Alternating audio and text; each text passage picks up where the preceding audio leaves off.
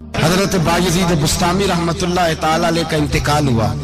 اس زمانے میں ایک آدمی کفن چوری کیا کرتا تھا، کفن چوری کرتا تھا، کپڑا بڑا مہنگا ہوتا تھا تو کفن چور بھی پیدا ہو گئے تھے، اور رات کو دیکھتے تھے کہاں کہاں کسی کو دفن کیا تو سویرے جا کے کفن چوری کر کے لے آتے۔ آپ کا انتقال ہوا تو ایک کفن چور آدمی وہ کہتا ہے میں جنازے میں گیا لیکن میں نے کہا یہ اللہ کے ولی ہیں، ان کی طرف مجھے نہیں دیکھنا چاہیے۔ اگلے دن میں دوبارہ گیا، ایک کفن چوری کرنے تو میری ہمت نہ ہوئی، تیسرے دن پھر گیا تو ہمت نہ ہوئی، کہتے ہیں چوتھے دن ہوا تو حضرت بایزید میری خواب میں آئے، کہنے لگے چل بس کر اب نہ چوری کرنا۔ میں نے کہا حضور کیا ہوا؟ فرمانے لگے جس نے میرا جنازہ پڑھا اللہ نے سب کی بخشش فرمائی، تو اب تو بخشا ہوا ہو کہ پھر چوری کرتا ہے، خبردار۔ حضرت رابعہ بصریہ کا وصال ہوا، بی بی صاحبہ کا جب انتقال ہوا تو کفن چور آ گیا، تو کہتا جب میں نے قبر میں ہاتھ ڈالا نا کفن کو ایک سمجھ لے پھٹا اتار کے کفن کو ہاتھ ڈالا تو بی بی صاحبہ بول پڑی، کہنے لگی چھوڑ دے، خبردار۔ کہتا میں کانپ گیا، سکتہ طاری ہو گیا، مردہ بول پڑا ہے۔ جو مردہ ہوتے ہیں انہیں ولیوں کی زندگی سمجھ میں نہیں آتی، مردہ بول پڑا تو حضرت رابعہ بصریہ فرمانے لگی چھوڑ دے، ایک بخشا ہوا ایک بخشی ہوئی کا کفن چوری کرے گا، بس کر چھوڑ دے۔ تو کہتے میں کام کے پیچھے گرا تو میں نے کہا اماں تو بخشی ہوئی ہے، تیرا تقوی پرہیزگاری خوف خدا زمانہ جانتا ہے، پر میں کیسے بخشا ہوں، میں تو پاپی ہوں، میں نے تو ساری زندگی گناہ کبیرہ کیا، مردوں کے کفن چوری کیے، میں کیسے بخشا گیا؟ تو اماں کہنے لگی بولے کل جس نے بھی میرا جنازہ پڑھا ہے رب کریم نے سب کی بخشش فرما دی، بخشے گئے سارے جنازے میں آنے والے۔ اللہ اپنے بندوں کو یہ شان عطا فرماتا ہے۔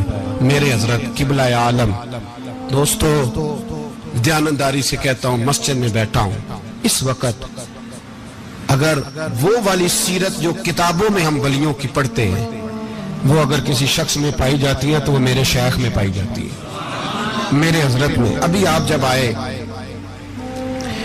لوگ کہتے ہیں آپ کی آخری ملاقات کب ہوئی، تو میں کہتا ہوں آخری ہوئی نہیں، کبھی نہ کبھی ہوگی۔ یہ کیسے ہو سکتا ہے؟ مالی دا کم پانی دینا، پھل پکے ہون یا کچے، پیر مریداں دے سر تے رہندا ہے، وہ جھوٹے ہون یا سچے۔ ہماری تو ملاقات آخری کی، ہم تو جنت میں بھی کٹھے رہیں گے، ان کے قدموں میں رہیں گے، اور ہم اللہ سے دعا مانگتے ہیں او جنت میرے کس کاری جتھے یار نظر نہ آوے، او دوزخ میں لکھ بہشتان جتھے سونا آوے جاوے، تو وہاں بھی کٹھے ہوں گے۔ میں ابھی آخری دفعہ جب گیا تو یہ عزیزم ابرار بھی میرے ساتھ تھے، اجازت ہی 2 لوگوں کو ملی وہاں تک جانے کی، آپ کراچی تشریف فرماتے تو میرے ساتھ تھے۔ 2 گھنٹے ہم بیٹھے رہے، بے خبر ہو جو غلاموں سے وہ آقا کیا، 6 7 8 گھنٹے انتظار کرنا پڑا، شکن بھی نہیں آیا۔ نکاح جی کہتے ہیں اسے بٹھاؤ تو بندہ کسی جگہ کا اپنے آپ کو کتا بھی کہے تو کتے تو بیچارے ساری دیہڑی باہر بھی نوکری کر جاتے ہیں، یہ بھی نہیں کہتے میں نے اندر آنا ہے، وہ تو کبھی کہتے ہی نہیں۔ انہوں نے کبھی کہا ہے بندہ ساگ بھی کہلائے اور پھر وہ ڈیوٹی بھی اور طرح کی کرے، نوابوں جیسی ڈیوٹی کرنا اور بات درویشی اور غلامی کی کرنا، یہ کیسے؟ 2 باتیں تو نہیں ہوتی، بات تو ایک ہوتی ہے۔ جڑیاں خسماں دی وچن عذاب وسن بھاگ جاگ جاندے ہو نہ گولیاں نے۔ کئی گھنٹے انتظار کیا تو کئی لوگ آئے، حضرت کب آئیں گے؟ چلے گئے، کئی آئے تو وہاں ایک مولانا بوڑھے بیٹھے تھے، مولانا اسرائیل ان کا نام تھا، تو مجھے کہنے لگے مولانا آپ نے نہیں جانا؟ میں نے کہا جی ہم نے کہاں جانا ہے، ہم تو یہاں رہنے کے لیے آئے ہیں۔ جب ان کی 1-2 شخص نے تھوڑی سی میرے اوپر تنقید کی نظر بھی ڈالی کہ یہ کب سے آیا ہے، تو کچھ ہوتا تو ملاقات نہ ہوتی، اور ہم ہیں بھی نہیں، ہم کچھ بھی نہیں، ہمارا تو 4تھے درجے کے نوکروں میں نام آ جائے تو بڑی بات ہے۔ 4تھے درجے کے نوکروں کو بھی کس میں ہوتی ہے نا، ایک سیکٹری ہوتا ہے، ایک چوکیدار ہوتا ہے، ان کے پاس بھی چابیاں وابیاں ہوتی ہیں، ایک بار والا ہوتا ہے، ایک 4تھے 5ویں درجے کا نوکر ہوتا ہے جس کو کبھی کبھی بتایا جاتا ہے چل گاڑی دھو دے، چل تو آ جا۔ ہم تو 4تھے درجے کے نوکر بننے کو بھی بھائی بڑے تیار ہیں اور ایمانداری سے تیار ہیں، وہ رکھ لے بس مہربانی۔ تو حضرت بیٹھے رہے، دیر ہو گئی، تھک جاتا ہوں، تھک گیا، बात आगे निकल गई। अब बैठे थे तो तन्हाई थी, मजमा हुआ ना, जब मजमा पार महफिल पे हजरत हमें नहीं मिले, बाहर सीधे मजलिस पे कई सालों के बाद मुलाकात हुई। चिर होया मैनू तरले लेंदे कदी मोड़ मेरे वल वागा, ख्वाब मेरी एक बार जे आवे मैं सारी उम्र ना जागा। देर हो गई, मैं बड़ा तरसा हुआ बैठा था, कई घंटे बीत गए, बैठे रहे। मर्जी है ना जी, यही रस बोले थे ओदी मेहरबानी। तो देर के बाद जब वहां पहुंचे ना, स्टेज पे सामने हजरत के पास, हजरत स्टेज पे आ गए तो मेरी तबीयत है कि मैं जब अपने शेख के पास बैठता था तो सबसे पीछे बैठने की कोशिश करता था, इसलिए कि बढ़ बढ़ के आगे होना कमाल नहीं, को पकड़ के आगे करे तो फिर भी थोड़ी सी नौकरी कबूल होने की बात समझो। पीछे बैठ गए हम लोग, मैं भी और अबरार भी, हम पीछे बैठ गए। अब वहां उलमा और मशाइख का ढेर लगा हुआ था। हजरत की नजर बज़ाहिर खासी कमजोर है, लेकिन जब बैठे तो ये मेरे साथ मौजूद थे, आप गवाही ले सकते हैं। हजरत ने फौरन नकीबे महफिल से कहा कि वो पीछे बैठा, उसे तो आगे बुलाओ। तो मैं जब उठा ना तो आप यकीन करें मेरा दिल करता था फाड़ डालूं कपड़े और मैं यहाँ लोगों को बताऊं कि बेखबर हो जो गुलामों से, वाक़ा क्या है। हम लोग आगे गए और जब मैं स्टेज पे उनके कदमों में बैठा तो मुझे कहने लगे बच्चे को भी बुलाओ जिसको साथ लाए हो। और जब मैं बैठा, ईमानदारी की बात, मैंने सलाम ली कान में, मैंने कहा हुजूर तबीयत कैसी है?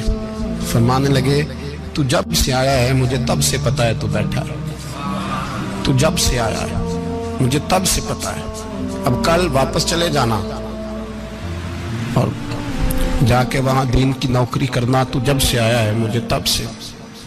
मुझे फरमाने लगे कि तू जब से आया है ना मुझे तब से पता है, जाओ नौकरी करो।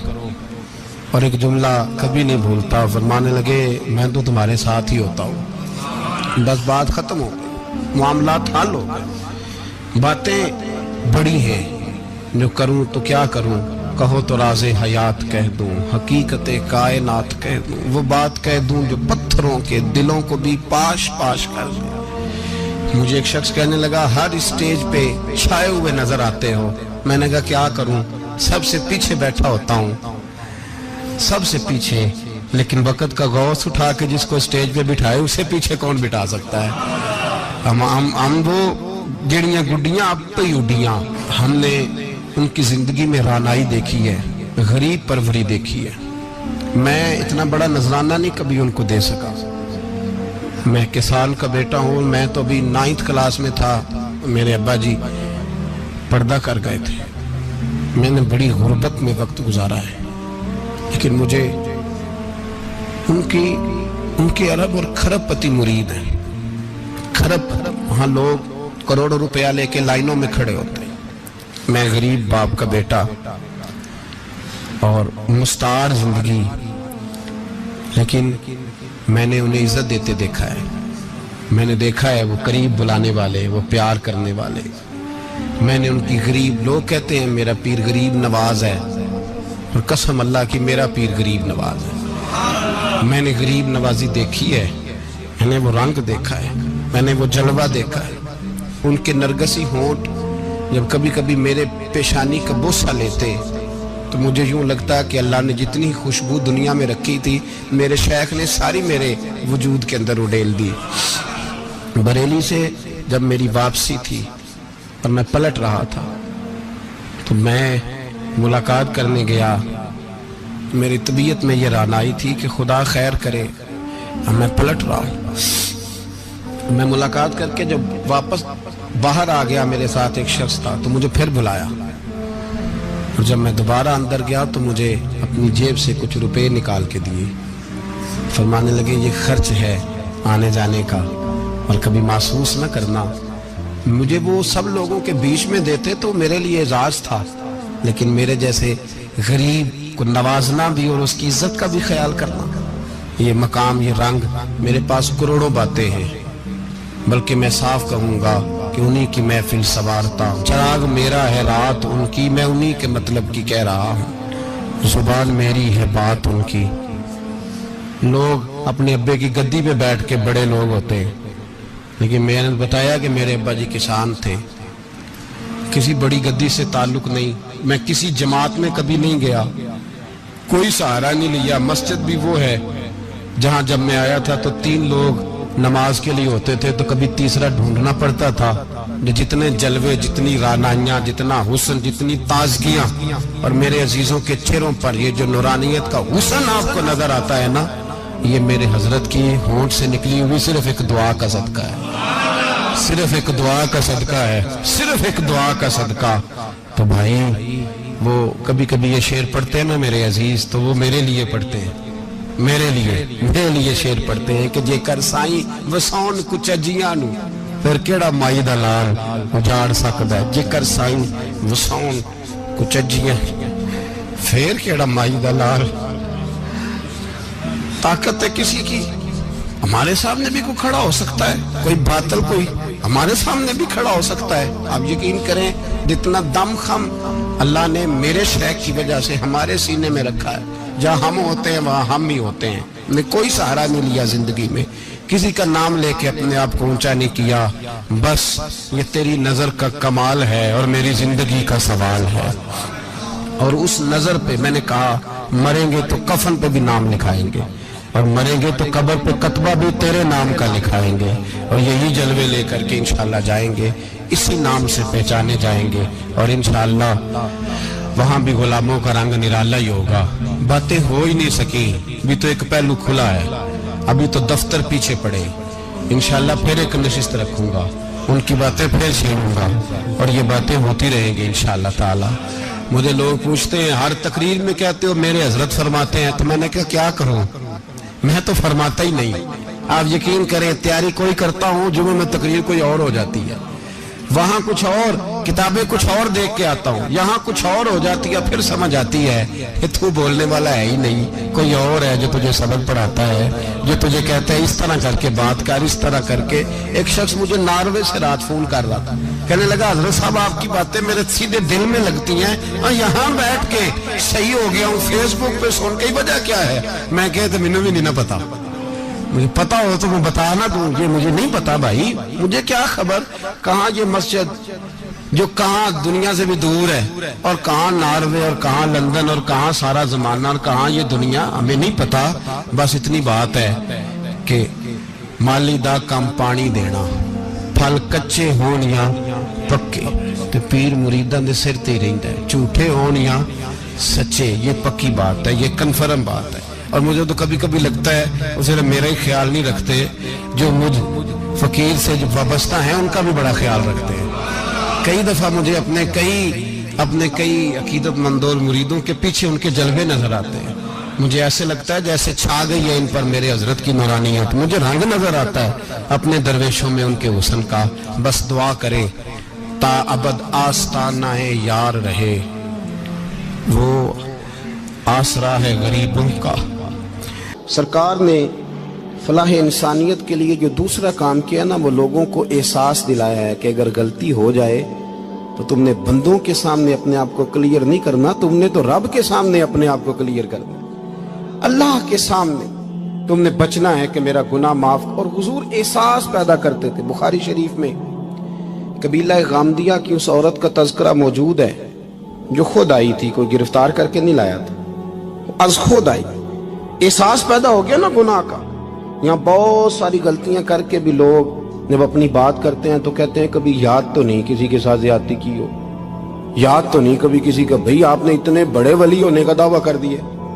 انسان تو انسان رہتا ہے، بڑے بڑے لوگ کہہ گئے کہ یا اللہ اگر انجانے میں بھی بھول گئے ہیں تو ہم سے درگزر فرما، لیکن جب ہم تیار ہی نہیں ماننے کو۔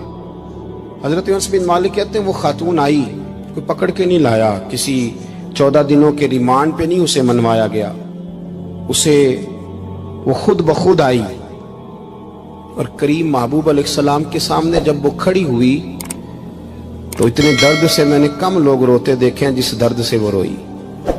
عرض کرنے لگی حضور میں غلطی کر بیٹھی ہوں، مجھ سے زنا ہو گیا، مجھے پاک کر دے۔ تو محبوب کریم علیہ السلام نے فرمایا تو کیسے ثابت کرے گی تو نے گناہ کیا؟ یعنی مجرم کو ثابت کرنا پڑ رہا ہے کہ میں گناہ گار۔ یہ وہ کمال ہے کہ انسانوں کو احساس ہونے لگے کہ یہاں ہم غلط ہیں، جب اعتراف جرم ہوتا ہے، جب بیماری کی تشخیص ہوتی ہے تو پھر اس کا علاج بھی ہو جاتا ہے۔ حضرت انس بن مالک کہتے ہیں وہ عرض کرنے لگی حضور میرے پیٹ میں ناجائز بچہ ہے۔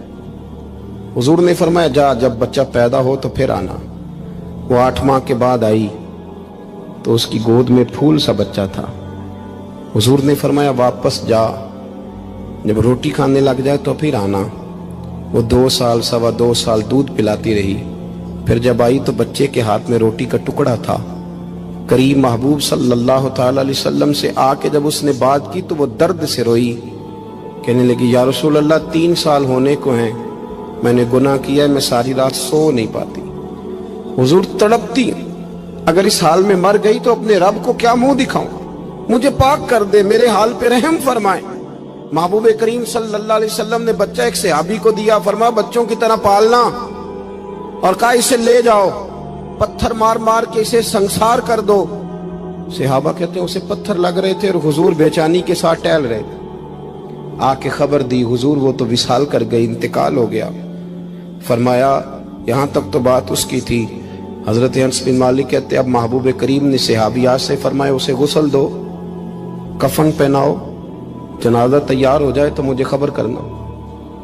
حضرت انس بن مالک کہتے ہیں غسل ہوا، کفن ہوا، جنازہ تیار ہوا تو حیران ہم تب ہوئے جب میرے محبوب نے فرمایا صفیں بناؤ، میں خود جنازہ پڑھاؤں گا، میں خود جنازہ پڑھاؤں گا۔ اور سرکار نے جنازہ پڑھایا تو ایک شخص کی زبان سے نکلا حضور اس ملعون کا معاذ اللہ جنازہ جس نے ناجائز بچہ جنا، اس کے لیے آپ دعا کر رہے ہیں، جنازہ پڑھا۔ حضور فرمانے لگے خاموش ہو جاؤ، تم نے گناہ دیکھا ہے اس کا احساس نہیں دیکھا، تم نے غلطی دیکھی ہے لیکن اس کی توبہ کا انداز نہیں دیکھا۔ اور صاحب کنز العمال نے یہ لفظ نقل کیے ہیں کہ کریم محبوب فرمانے لگے اس نے تو ایسی شاندار توبہ کی ہے کہ اگر میں اپنی ساری امت میں بانٹ دوں تو اللہ سب کی مغفرت فرما دے گا۔ احساس جب پیدا ہو جاتا ہے نا اپنے دل کے اندر کہ یہاں میں غلط ہوں، ان العبد اذا اعترف ثم تاب تاب اللہ علیہ، او کما قال نبی صلی اللہ علیہ وسلم، رواہ مشکات۔ حضور نے فرمایا جب کوئی بندہ کہتا ہے نا اللہ میں بھول گیا تھا، اور پھر وہ توبہ کرتا ہے تو رب اس کی توبہ کو فوراً ہی قبول فرما لیتا ہے۔ پہلی بات یہ کہ عقائد کو مضبوط رکھیں، مضبوط عقائد۔ اور یہ جو آج کل ایک اور ماحول چل رہا ہے کہ تھوڑا ادھر کو تھوڑا ادھر، عقائد وہی درست ہیں جن کی تشریح شیخ عبدالحق محدث دہلوی نے فرمائی، عقائد وہی درست ہیں جن کی بابت حضرت مجدد الفسانی لکھ گئے، اور ان سب کو اگر کھلا کر کے بیان کیا تو امام احمد رضا فاضل بریلوی نے بیان کیا۔ انہی بزرگوں کی باتوں کو کھول کر ہمارے سامنے رکھا۔ مضبوط عقائد کی زندگی گزاریں۔ اور دوسری بات، اگر کبھی کوئی غلطی ہو جائے پھر اس کا احساس پیدا کریں، پھر اس سے توبہ کریں۔ تیسری بات جو فلاح انسانیت کے لیے بڑی ضروری ہے وہ یہ ہے کہ تھوڑا احساس پیدا کریں دوسروں کا۔ میری زندگی میری ذات سے شروع ہوتی ہے، میری ذات سے، میرے سے ہنس کے بولو، میری بات مانو، میرے پیچھے چلو، میرے آرام میں خلل نہ آئے، میری طبیعت کے مطابق۔ بھئی آپ کی طبیعت کے مطابق چلیں تو پھر تو آپ بہت بڑے خود غرض ہوئے کہ آپ نے صرف اپنے لیے سوچا۔ محبوب کریم کا کمال یہ تھا کہ حضور نہ دوسروں کا بڑا احساس فرماتے تھے۔ آپ بخاری مسلم کی وہ حدیث پڑھیں تو حیران ہو جائیں کہ سرکار فرماتے ہیں میں جب نماز کی نیت باندھتا ہوں تو میرا دل کرتا ہے میں لمبی نماز پڑھاؤں، جب میرا کسی کام کرنے کو دل کرے تو پھر میں ساری دنیا کچلنی پڑے تو میں کر جاتا ہوں، لیکن حضور فرمانے لگے کہ میرا دل کرتا ہے میں لمبی نماز پڑھاؤں، لیکن پھر میرا خیال آتا ہے کہ پیچھے بوڑھے بھی ہیں، بیمار بھی ہیں، بچے بھی ہیں۔ یا رسول اللہ نماز اللہ کی اور خیال بندوں کا؟ فرمایا میں بوڑھوں، بیماروں اور بچوں کا خیال کرتے ہوئے اللہ کی نماز کو مختصر کر دیتا ہوں۔ احساس جب طبیعت ہمارے ہاں نا تیزی کے ساتھ احساس ختم ہوا ہے، تیزی کے ساتھ ہم نے اتنی نفی شروع کی ہمارے تو اہل تصوف میں، اللہ ماشاءاللہ اب تربیت کا طریقہ یہ ہے کہ صرف میں ہوں، میرے سوا کوئی بھی نہیں۔ صحابہ کرام علیہم رضوان کی عادت تھی کہ جب کسی سے ملاقات کرتے تو السلام علیکم کے بعد سورہ عصر کی تلاوت کیا کرتے تھے۔ اس کا مقصد ایک دوسرے کو سبق یاد کرانا ہوتا تھا، نئے سرے سے عزم نو کرنا ہوتا تھا۔ اس صورت کے مضامین ایک دوسرے کو یاد کرانا مقصد تھا۔ سورہ بڑی معروف ہے اور قرآن مجید کی جو الفاظ کے لحاظ سے مختصر صورتیں ہیں ان میں سے ایک ہے۔ اللہ تبارک و تعالی نے قسم اٹھا کے کہا والعصر، محبوب مجھے تیرے پاکیزہ زمانے کی قسم ہو، محبوب تیرے خوبصورت وقار والے، خلوص والے، پاکیزہ بھائی چارے والے تیرے زمانے کی مجھے قسم ہو، ان الانسان لفی خسر، بے شک انسان نقصان میں ہے۔ مطلق فرما دی، تاکید لگا کے، ان الانسان لفی خسر، بے شک انسان نقصان میں ہے۔ یا اللہ سارے، فرمایا الا الذین، سوائے ان لوگوں کے، کون؟ جن میں چار خوبیاں پائی جائیں۔ الا الذین آمنوا، ایک تو وہ ایمان لائیں، وعملوا الصالحات، اور پھر نیک اعمال کریں۔ ایمان لائیں، نیک اعمال کریں، اور پھر چپ نہ کر جائیں، وتواصوا بالحق، پھر حق بات کا اعلان کریں۔ ایمان لائیں، عمل صالح کریں، تیسرا کام کیا کرنا ہے؟ چلیں سارے بولیں گے تو اعلان بھی ہوگا نا، ایسے تھوڑی ہوگا کہ ایک دو آدمی اعلان کرے تو دنیا جاگ جائے۔ حق بات کا اعلان کرنا ہے۔ ایمان لانے کے بعد، عمل صالح کرنے کے بعد تیسرا حکم کیا ہے؟ آپس میں حق بات کی تلقین کرو، اور حق بات کی تم تلقین کرو، اور پھر تمہیں کوئی کہے کچھ نہ، پھر تم پہ ظلم نہ ہو، پھر تمہیں ستایا نہ جائے، یہ کیسے ہو سکتا ہے؟ پھر تم بڑے پاک صاحبزادے، پیرزادے، علامہ صاحب، سیاستدان، بیوروکریٹ بن کے بڑی ایک طرف ہو کے آرام سے زندگی گزارو سارے، تم یہ کیسے ہو سکتا ہے؟ وتواصوا بالحق، جب تم حق بات کی نصیحت کرو گے پھر تکلیف آئے گی۔ پھر کیا کرنا ہے؟ وتواصوا بالصبر، پھر ایک دوسرے کو صبر کی نصیحت بھی کرنی ہے۔ وتواصوا بالحق، ایمان لانے کے بعد، عمل صالح کرنے کے بعد تیسرا کام کیا کرنا ہے؟ ایک دوسرے کو حق بات کی نصیحت کریں، اور پھر رستے میں تکلیف آئے گی، آزمائش آئے گی، پھر کیا کریں؟ وتواصوا بالصبر، پھر صبر کی تلقین بھی کریں۔ یہ قرآن مجید نے 4 شرطیں لگائیں، فرمایا جس بندے میں یہ 4 خوبیاں پائی جائیں گی اسے اللہ کامیابی عطا فرمائے گا۔ مسلمان کی سوچ کے خلاف ہے یہ بات، یہ قرآن کی فکر کے خلاف ہے کہ اپنی فکر کرو۔ برما کے لیے، کشمیر کے لیے، فلسطین کے لیے بات نہ کرو، اپنی فکر کرو۔ یہ قرآن کی سوچ کے خلاف ہے، یہ قرآن کے پیغام کے خلاف ہے۔ اس لیے کہ اگر صرف اپنی بات ہوتی تو آمنو اور عاملوا الصالحات پہ بات ختم ہو گئی ہوتی، پھر بات آگے نہ چلتی۔ جب کہا گیا وتواصوا بالحق، حق بات کی تلقین کرنی ہے۔ اگر بات صرف اپنی ذات کی ہوتی تو ٹھیک ہو گیا تھا، نماز پڑھی، روزہ رکھا، حج کیا، ختم ہو گئی۔ لیکن میرے نبی پاک صلی اللہ تعالی علیہ وسلم نے ارشاد فرمایا، ایک بستی میں 2 3 4 نیک لوگ رہتے تھے۔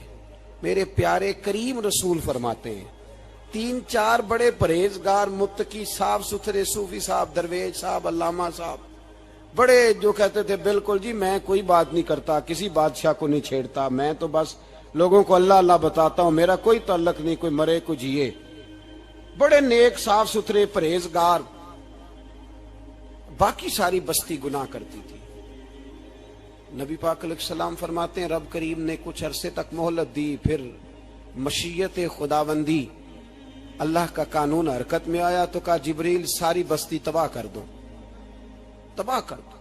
اللہ مہلت دیتا ہے، مہلت دیتا ہے۔ ہم لوگ سمجھتے ہیں نہیں ہماری سیاسی چالیں صحیح چل رہی ہیں، اللہ مہلت دیتا ہے۔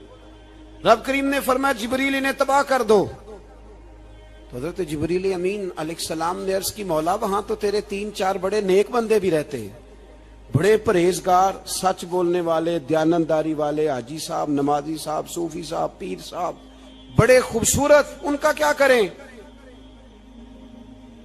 تو میرے محبوب پاک علیہ السلام فرماتے ہیں رب کریم نے فرمایا سب سے پہلے انہیں تباہ کرنا۔ سب سے پہلے انہیں سب سے پہلے، اور الٹ دو بستی، پہلے ان کا نمبر لگاؤ. یا اللہ ان کی کیا غلطی ہے؟ تو غلطی سن لیں. غلطی یہ ہے کہ انہوں نے 2 صفتیں پیدا کی ہیں، اگلی 2 پیدا کیوں نہیں کی؟ الا الذین آمنوا وعملوا الصالحات پہ روک کیوں گئے؟ آگے کیوں نہیں بڑھے؟ اللہ کریم نے فرمایا جبریل دیکھو نا، میری نافرمانی ہوتی رہی اور ان کے چہرے پر کبھی شکن تک نہیں آیا. لوگ میرا قانون توڑتے رہے، انہیں کبھی برا ہی نہیں لگا. گناہ دیکھ کر کبھی خیال ہی نہیں آیا بدلنے کا. میرے بھائی امت مسلمہ اپنے لیے تو آئی نہیں دنیا میں. نبی پاک کی اس لیے تھوڑے آئے تھے کہ پیسے کمائیں، دنیا داری کریں، جھوٹ سچ ماریں اور رخصت ہو جائیں، بچے پیدا کریں. یہ کام تو ہندو سکھ بدھ مت سارے کر رہے ہیں. تو فقط اس کام کے لیے تھوڑی آیا ہے. کنتم خیر امت اخرجت للناس. اللہ فرماتے ہیں میرے محبوب کے غلاموں تم بہترین امت ہو، میں نے تمہیں امتوں کے بھلے کے لیے پیدا فرمایا ہے، تمہیں لوگوں کی امامت کے لیے دنیا میں بھیجا ہے. اے نوجوان مسلم، کبھی یہ تدبر بھی کیا تو نے؟ وہ کون سا گردو ہے جس کا ہے تو ایک ٹوٹا ہوا تارا؟ تو نے کبھی سوچا ہے تو کیا ہے؟ پتہ ہے تجھے؟ روزی کماؤ، روٹی کماؤ. اور اب تو بہت سارے لوگ جھوٹ کی دنیا میں زندہ ہیں، جھوٹ بولتے ہیں اپنے آپ کے ساتھ، دائیں بائیں فراڈ کر رہے ہیں اپنی ذات کے ساتھ. خول بنا لیا، اس میں بند ہو گئے، باہر ہی نہیں نکل. اپنے ملک کی سوچو، اپنی بات کرو. علامہ اقبال نے پتہ کیا کہا تھا؟ اقبال نے، یہ سنو، جو لوگ کہتے ہیں پہلے پاکستان، برما کے مسلمان بعد میں، کشمیر کے مسلمان پہلے سنو اقبال کیا کہتے ہیں. اقبال کہنے لگے ان تازہ خداؤں میں بڑا سب سے وطن ہے. ان تازہ خداؤں میں بڑا کون؟ وطن کی محبت ایمان کا حصہ، اس میں شک نہیں. لیکن اگر اسلام سے پہلے وطن آ گیا تو اقبال کہتے ہیں ان تازہ خداؤں میں بڑا سب سے وطن ہے، اور جو پیرہن اس کا ہے وہ مذہب کا کفن ہے. فرماتے ہیں جو وطن اوڑھ لیتا ہے اس نے اپنے مذہب کو دفن کر دیا. سب سے پہلے پاکستان نہیں، سب سے پہلے رسول اللہ کا دین ہے، سب سے پہلے قرآن ہے، سب سے پہلے نبی پاک کا فرمان ہے، سب سے پہلے امت مسلمہ ہے. ان تازہ خداؤں میں بڑا سب سے وطن ہے، جو پیرہن اس کا ہے وہ مذہب کا کفن ہے. اور اقبال کہنے لگے قوم مذہب سے ہے، مذہب جو نہیں تم بھی نہیں. قوم مذہب سے ہے، مذہب جو نہیں. کوئی نہیں سمجھ آ رہی آپ کو میری بات؟ قوم کس سے ہے؟ پاکستانی ہونے سے، پنجابی ہونے سے، سندھی بلوچی پٹھان ہونے سے نہ. قوم مذہب سے ہے، اور مذہب جو نہیں تم بھی نہیں. یہ کیسے ہو سکتا ہے کہ مذہب نہ ہو اور بندہ زندہ رہے؟ یہ کیسے ہو سکتا ہے؟ بھائی کافر نے اصل میں جاگ ہی نہیں رہا، میں جاگتا ہی نہیں. میں جیب کی سوچتا ہوں، مسجد کی سوچتا ہوں، خانقاہ کی سوچتا ہوں، مدرسے کی سوچتا ہوں، دکان کی. سارا دن تو اس چکر میں لگا رہتا ہوں لوگوں کو ثابت کرنے میں کہ میں صحیح ہوں باقی غلط ہیں. میں تو اپنی ذات کے خول سے اٹھ ہی نہیں رہا. اور مجھے یہ اندازہ ہی نہیں کہ لیبیا سارا کٹ گیا، مصر کے ٹکڑے ٹکڑے ہو گئے. مجھے پتہ ہی نہیں کہ شام، جس کے بارے میں میرے نبی پاک علیہ السلام نے فرمایا مکے اور مدینے کے بعد اللہ نے سب سے زیادہ برکتیں ملک کے شام میں رکھی ہیں. اور حضور نے فرمایا جس نے ہجرت کرنی ہو وہ شام جائے. اتنا اعلیٰ ملک سارا کٹ گیا. 4 ہزار لوگ ایک دن میں قتل ہو گئے. پر میرا گھر اب آباد ہے نا، کوئی حرج نہیں. وہ کٹتے ہیں تو وہ دور ہیں، کٹتے رہیں.